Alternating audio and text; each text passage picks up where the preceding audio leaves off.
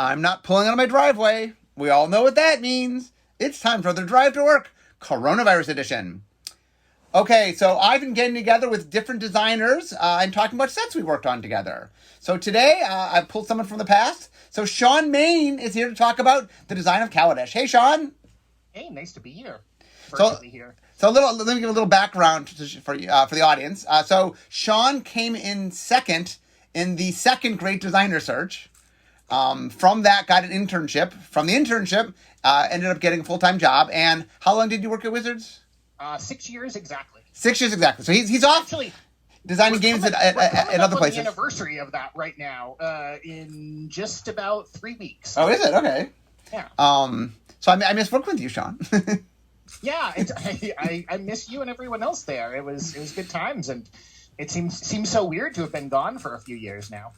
I know. It's So anyway, we're going to go back in the so okay. So let me set up Kaladesh, and then I'm interested. They've heard my take on Kaladesh, so I'm more interested in your take on it. And I'll jump in. This product. So this was, I think, your first time leading a large set. You'd led Magic Origins before this, right? Yes, I've led Origins and then Conspiracy. Though, yeah, this was the first outside of Origins, the first. Right. So this was the first sort of premier non-core set, and so you and I actually did it together. So the way it is, I sort of led it for the first half. It was a year-long design. I led it for the first 6 months, and you were on the team, and then we swapped off, and you led it for the second 6 months, and I was still on the team. But sort of the leadership changed because it was your first time sort of doing a premiere set. That was how we did it. So what are your memories of the making of Kaladesh? So my memories, I remember like way back when we were doing the block planning for the Bolas arc, and we had penciled in, I think, just Artifact World. And I'm not sure if we had too much other than that, but pretty early on, we kind of had the two themes that we were working with of you wanted to revisit energy, and creative was interested in kind of positive inventor world kind of as a flavor. And then I think we are also just kind of fundamentally aware of some of the challenges of artifacts, given kind of Mirrodin and things, and like having too many colorless cards in the course of a block. So by the way, I think the original pitch was not technically Artifact World, it was Steampunk World, right? Oh, was it specific? Yeah, so the idea was we had never done steampunk, although the irony is, as Jeremy Jarvis used to joke, it was steampunk without the steam or the punk. But I think it started as a steampunk set. Now, which implied artifacts. I mean, it definitely was started being an artifact-heavy thing. But I think it started from steampunk being the impetus, I believe. Okay, yeah, I can remember some conversations with, like, Kelly Diggs where, like, before we'd really figured it out, where it was possibly, like, more focused on kind of tapping into the energy supply and stealing it from I guess we kept the theme of really the renegades versus the government. So it was punk-esque. The other thing because you did Magic Origins, so one of the things that happened very early on was the idea of this being Kaladesh. Now you actually had done the set that first introduced Kaladesh. So let's talk a smidgen about that. So Magic Origins, how did Kaladesh end up in Magic Origins? Yeah, so as part of the Planeswalkers' backstories, we needed to figure out, what worlds they came from. And, it's one of those where we see far enough into the future that this thing is coming. And it was a challenge for us because we knew so little about it, both creatively and mechanically at that point. But we kind of took those really early kind of explorations of what it might be and started seeding in some things. And that's where kind of the Thopter theme in Magic Origins came from, as like, well, we don't know much about Kaladesh, but we're confident we're going to do some artifact creatures. We're going to lean into these like little flying gizmos. So that's what people understand the timeline. So you had made Magic Origins. We had kind of decided while Magic Origins was being made that Kaladesh would be the steampunk plane. Like we had very lightly penciled in steampunk plane, and then Chandra's homeworld being that planet, like it all sort of started coming together. And then extra work was done during Magic Origins. Like more work was done on Kaladesh than normally we would have put on it because we were thrown forward for ourselves. Like we decided during Magic Origins that that the steampunk set was going to be Kaladesh. Yeah, I'm trying to remember if there's the timelines blur together in my head because we had a very long pre-design period where we were looking at the mechanics of Kaladesh, and I can't remember if that actually overlapped Origins or whether it was all kind of this speculative. Do you remember? Yeah, it was all post. So okay, Kaladesh had this weird thing that we don't normally have. It was a brand new world, but we had a style guide done. Like before we started design. Oh, I forgot about that. Yeah. And that for just for the audience, that never ever happens. Like normally it's not till Vision finishes that the style guide even gets made. You know what I'm saying? Like normally we do work and the style guide gets made after the work that we do, not before it. So like we didn't know 100% that energy was going to be in the set. So when we sat down in when we were doing exploratory, and in fact, real quickly, so the set was originally, the slot of the set was originally going to be what Amonkhet. It's going to be Amonkhet. And then halfway into exploratory, we swapped it. Do you remember this?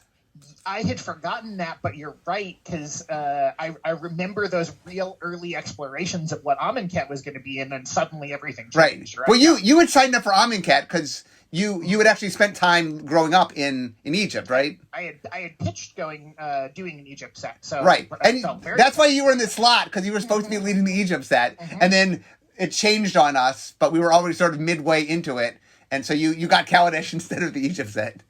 That's right. I'd forgotten that entirely. Yeah. So I think in exploratory design, we talked about energy and we talked about vehicles. Both of those got brought up in exploratory. Yeah, I believe we solved for both of them in exploratory design. Well, we solved for energy mostly because there's 3 ways to do energy. Do you remember all this? And we walked through all the different ways. I remember. Yes, making a lot of charts with here's the pros and cons of each of these approaches. Have you talked about that on the podcast? No, we can talk. I haven't gone in depth on that, so we can talk a little about that. Do you remember the 3 different ways? Oh yeah, so we had the 3. I don't remember what we called them, but there was a little bit more like Mirrodin, where kind of you had charge counters, but you could spend them freely between your different artifacts. And then there was energy as we did it, where it just kind of accumulates in a single pile on you, the player. And then the third one that at the time I know I really liked was gizmos, where the artifacts were just artifact tokens that didn't do anything intrinsically, and kind of the energy equivalent was sacrifice artifacts. Which is funny because that is so much of what food kind of became in Eldraine. Yeah. Yeah, so what happened was, so the real quick version of the story is, I had put energy in original Mirrodin, and then there was too much in it, and Bill Rose told me I had to take something out, and it was the thing that was easiest to take out. It was the least intertwined with everything, and so I took it out, and I'd just been waiting for a place to use it, and then I think the very first meeting of Exploratory, I was like, guys, this could be where we use energy. Do you remember anything of my pitch of that? I remember you being excited, and we went off and we kind of explored those 3 directions. I can't remember if there were others that we explored as part of it. And I mean, I think who was the team? Do you remember? It was me and Ethan, I know. You and Ethan's all I remember. Okay. But yeah, we did a lot of play tests with the 3 different versions, and a lot of pros and cons on kind of the charge counters and spending them across cards, which I think has certain it had certain pluses of okay, you can disrupt your opponent's energy, and there's a lot of but there was so much micromanagement and so much challenge to looking across the board and okay, that card has 4 counters, that card has 2 counters, that output uses 3 counters, that output uses 4 counters, and being able to figure that out was so complicated that we went with kind of the single reserve of energy. Yeah, which is interestingly, what happened was I knew how we had done it in Mirrodin. I didn't tell you guys. I just said, here are different ways we can do it, and what do you think's the right way? And then the team went through the exercise, and in the end, picked the same way I'd picked originally, but I didn't tell you because I didn't want to like sort of sway if another way was the better way. And then vehicles, so remember here. So vehicles had been an idea that had come up numerous times. And I think when we said steampunk world, I think we're like, well, how do we not do vehicles? So what is your memory of early exploration of vehicles? So I know we went through a lot of iterations there too, with a lot that were focused on kind of the inverse of equipment, where like I'm attaching creatures to the vehicle, and therefore they're getting kind of like, for every creature attached to this, like they're getting some kind of bonus. I was glancing back at things this morning and saw like a hot air balloon. It was like, you know, every creature boarded on this has flying, things like that. But yeah, then we went through a bunch because we kind of shifted more towards what they became, but there were huge questions of like, is it natively an artifact creature? Is it an artifact that like once you get in the car, now the car has power? So yeah. I can't remember all the versions that we went through though. I don't know if you have memories of other ones. So here's the big one is we came out of Vision with the idea of you somehow crew the vehicle. But we really hadn't settled on how that worked quite yet. And then the way we turned it off to development was crew N meant you had to tap that many creatures. Not that much power of creatures, but that many creatures. Oh, that's right. Yep. And what happened was that was causing some problems because it made you have to play vehicles in a go wide deck. And then in Ixalan, we were trying to make lands. We wanted to do double face lands, and so we wanted you to somehow like conquer the land or something. We ended up not going that direction, but some idea of like you find the land or something. I mean, maybe conquer is the wrong word, but you find the land, and to try to keep it off of vehicles, we did power there. That's right. Yeah. And then I came back to Ian, who at the time, Eric Lauer and Ian together, just like you and I had co-done, they had co-done the development. And I came to Ian and I said, we're trying this. You could try this on vehicles. We were trying this here and it seemed to work well. And Ian was a little skeptical at first, but they tried it and then it worked. So, that changed over. Okay. Yeah. The piece that I distinctly remember is at that time, they were just an artifact, not kind of, they didn't have mechanically we were very interested in, after that they were an artifact creature that was dormant unless you had tapped the right number, the right power of creatures. And Jeremy at that time was like, no, it shouldn't be an artifact creature. It should be an artifact. And we're like, oh, okay, that might be challenging. Now we have to hide the power and toughness box inside the frame of the card. And I think it was me, although I hate to steal credit here if it was someone else, said, well, let's just put it on the card anyway. We've never done that before. That's a little bit weird and unique. That might serve the fact that they're, that it's this special card type a little bit better because we haven't done anything quite like that before with giving power and toughness, even though it's not natively an artifact creature. Yeah, I mean, we ended up having to make a frame for it. We got the version we had talked for a long time, right? Well, it was always an artifact creature. You just couldn't attack or block with it until you crewed it. And then, right, I don't remember, that might have been Jeremy. I don't remember exactly who made us, like, it was decided that it should not be a creature until you sort of turn it on. And then once someone's driving it, now it's like a creature. Yeah, I believe that came from creative, because we had talked about that, but at the time we'd been kind of nervous because, like, oh, now you get this extra value of, like, it's protected from sorcery speed removal and things like that. And, I mean, I think it ended up being the right call that just, like, you end up with something a little bit more unique now. Okay, so let's talk about the other mechanics. So we talked about energy, talked about vehicles. What is your memory of Fabricate? So Fabricate, I don't remember where in the process it came, but we were looking for sort of modular mechanics that, we thought could kind of represent the inventor flavor and let the player be a little bit clever, that could like tie into other things.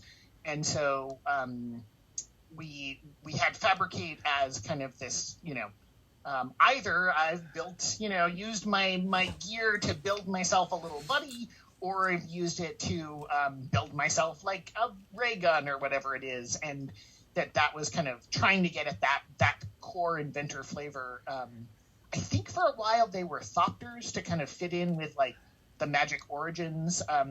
They started as Thopters because we were trying to match Magic Origins, but flying was too good. Yeah. You always picked the flying. So here's what I believe happened. So here's my so we were in a meeting and we were trying to figure out we knew we were missing a mechanic. We thought we were missing a mechanic. And so I wrote up on the board with the team, like we brainstormed and wrote up on the board all the things we needed.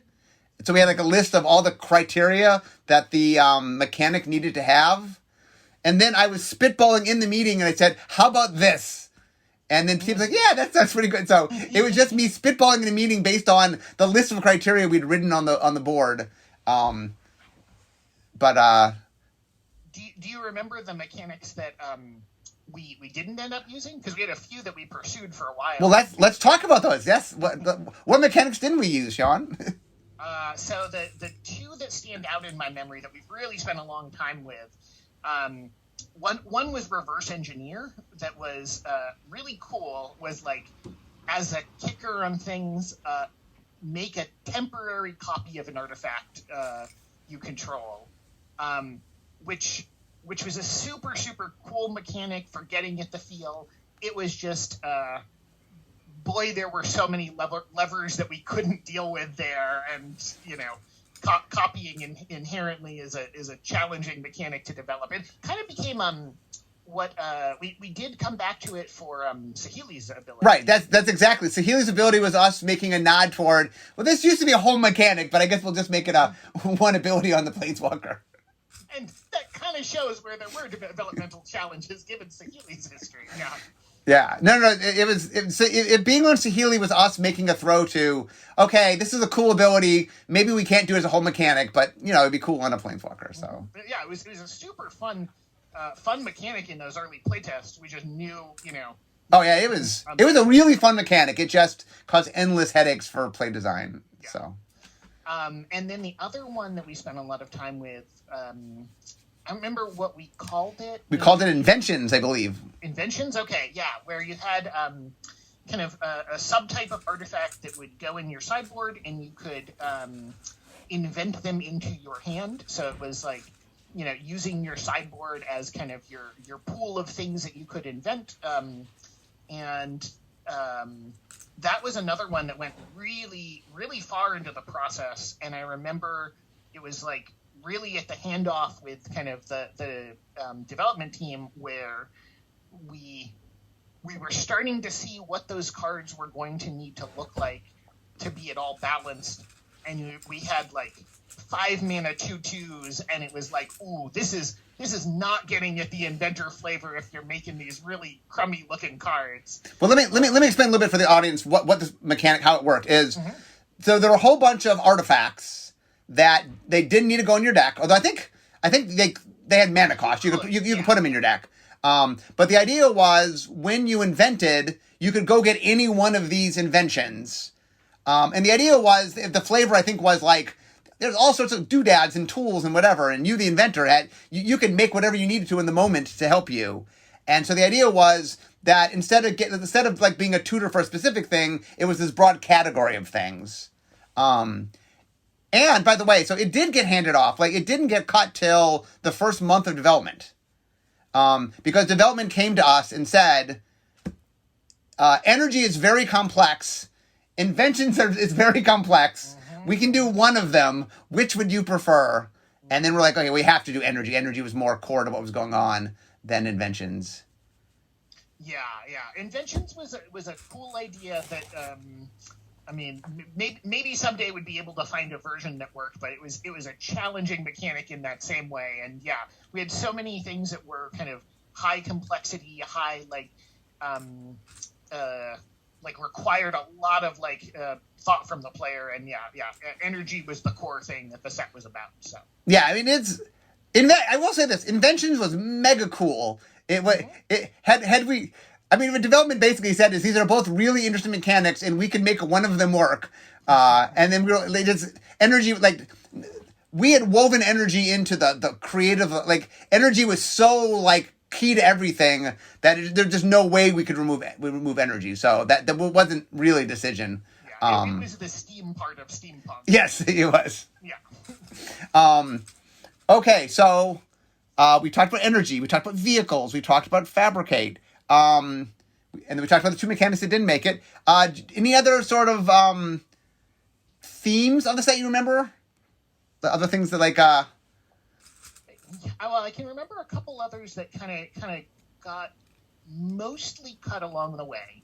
Mm-hmm. We had the flavor of kind of the World's Fair, and we spent a lot of time trying to do some top-down designs there that didn't end up making it in. That were prizes of you take an action and you start accumulating if you take the action enough, you get a prize for having won the competition. And I think there's one or two enchantments in the set that are kind of the remnants of that cycle. But that ended up getting cut, and there was a bounce stuff to my hand theme that worked really well with Fabricate and really well with Energy, and some of that is still there, but I think Aether Revolt explored that a little bit more in the final version. Yeah, I mean, some of the ideas that we had got pushed. Aether Revolt picked up some of the themes that we had played around a little bit. Here's something else that we tried to put in the set that didn't end up making the set. Proliferate. Okay, yes. I mean, we explored that for a little while. Aether Revolt went even further. That I know they carried through for a long time.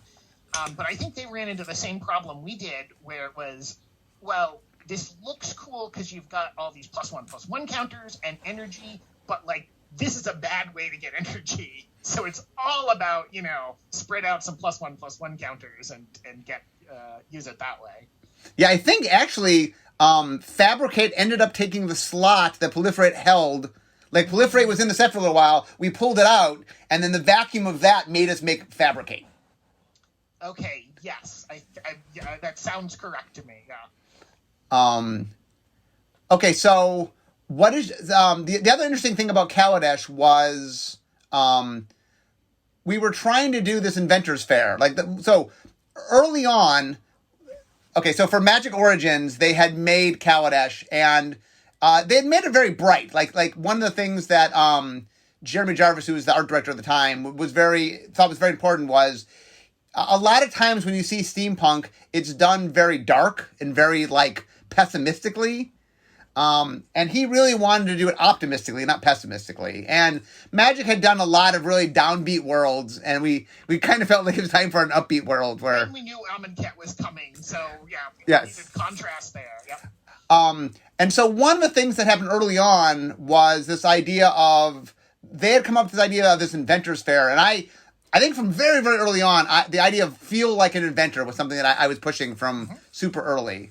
And so I also know we spent a lot of time just trying to come up with individual, just crazy weird artifacts. What do you remember of that? Oh yeah, I mean we spent a bunch of time. We made kind of an updated version of the stations that fit together, and a bunch of just top down or just mechanically cool artifacts that I think the one that stands out the most that made it into the set was Aetherflux Reservoir, that I believe was a Doug Beyer card that just tickled us so much. That's the one that every time you cast a spell you gain a life, or every spell you've cast. Yeah. And then you pay 50 life to deal 50 damage, and that pay 50 lifeline was just so entertaining to everyone that we fell in love with that card. Yeah, I think, go ahead. Oh, sorry, go ahead. I was going to say my contribution. I remember to that the one of the wild. We made a whole bunch of wild cards. We made a whole bunch. Not all of them made it into the set. The wild card that I made that I remember made it into the set was Panharmonicon. Oh yeah, which is a beautiful card. Yeah, that's one of those like wonderful lines of text that like does all kinds of crazy things and is just like yeah. It's a home run of a card. Yeah, I just like doubling things. So I've heard that about you. So what else? I mean, we have a little bit of time left. What other memories do you have of making Kaladesh? So in terms of cards, the other one that kind of stands out in my mind was like kind of fighting for Chandra to be a 4 ability planeswalker. That we had so rarely done that at that point, but because she was kind of the face of the set, I thought that was important. And I remember actually for a long time, she had on her, one of her abilities was destroy an artifact. I was like, she is from this world, but she is like outside it. Let's have her be the best way that like she's in here and wrecking things. And that didn't survive, but I always was tickled by that line. So you bring up something the audience doesn't know. So let me expand the story a little bit. Originally, Chandra was going to be the face of Kaladesh. Mm-hmm. But the problem was the Kaladesh was all about like invention, right? And they're like, well, the next set is about rebellion. Well, that seems more like makes sense for Chandra to be the face of the rebellion set. And we didn't have, like, we're like, who? So we ended up making Saheeli because we didn't have somebody to be the face of invention. We wanted a planeswalker that represented an invention. So when you were talking about how we wanted to have the 4 Chandra, because at the time we made that, she was the face of the set, but that changed. Okay, yes, you're totally right. I was forgetting that part of it, but yeah, it was such an inventor world that we needed someone who could more, represent the local face of invention, and yeah, that's where Saheeli came from. Right, Saheeli literally was. We want an inventor on the box. It's inventor world. We need an inventor planeswalker to put on the box. And Saheeli, I thought was an awesome. I like Saheeli a lot. So. Oh, I agree. Yeah. Otherwise, I remember a lot of like. Remember a lot of early card names with terrible puns in them, and then. Do you remember any of the early puns? Do you remember any of them? Oh, no, I can't. I'm sorry. I put a lot of bad puns in the set, so not many of them stayed. So. Yeah. Yeah. I will say this: like, Kaladesh is one of my favorite sets I've ever made. A combination of I like the real upbeat positivity of the world, which not a lot of our worlds have that upbeat positivity, and it was really a Johnny Jenny sort of world. It really was like a set all about like, let's be creative and see what you can do. And one of the things that I had said really early on was I wanted the variance to be a little higher than normal, meaning when you play Magic, if I played the same deck multiple times, how different are the plays of the deck? And my goal walking in was I wanted the variance to be as high as a black bordered set. Like silver border, we do crazy high variance because variance is fun. But in black border, we limit about how much variance we have because we want to make sure that the good players are winning. We want skill to matter, and if you get variance too high, skill matters a little bit less.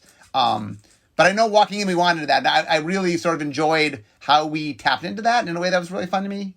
Yeah, I think it's such a. You mentioned the creative and the positivity of the world, and I think there's just so many cool things about like the Aetherborn as this really unique take in like how black operates as a color, or the Gremlins as kind of the feeders of the world, and just generally like the inventor flavor was just like such a delight to get to work with.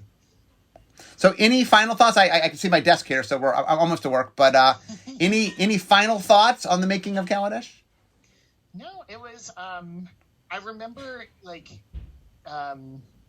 one thing that tickled us so much when we had vehicles was There was a ton of debate over like whether creatures could get in them as soon as they hit the board, whether the vehicle would kind of have haste or natively or not. And when we finally came to the conclusions that we did about how those would operate, we were really entertained by kind of the vehicles with haste that you kind of had the flavor of like the car drives up and you hop right in and it takes off. And those are still some of my favorite vehicles from the set. Oh, it was funny. We actually spent a lot of time talking about whether vehicles were allowed to get inside of vehicles. Oh, yes. The car driving the car was way more of a debate than, yes, you are right. I think we ended up saying that it just wasn't worth the words to stop it because it didn't happen much and it was kind of novel when it did, so we left it be, but... Yeah, there's those quirks at the edges of, like, putting boots on your ooze or whatever that you kind of embrace that you get into meme territory with those things, and that's okay. Mechanically, it's doing what you want. So anyway, I am now at my desk. So we all know what that means. It means it's the end of my drive to work. So instead of talking magic, it's time for me to be making magic. But Shawn, I loved having you on. It was great talking Kaladesh. So nice to see you, and thanks so much for having me. Yeah. So anyway, guys, I'll see you all next time. Bye-bye.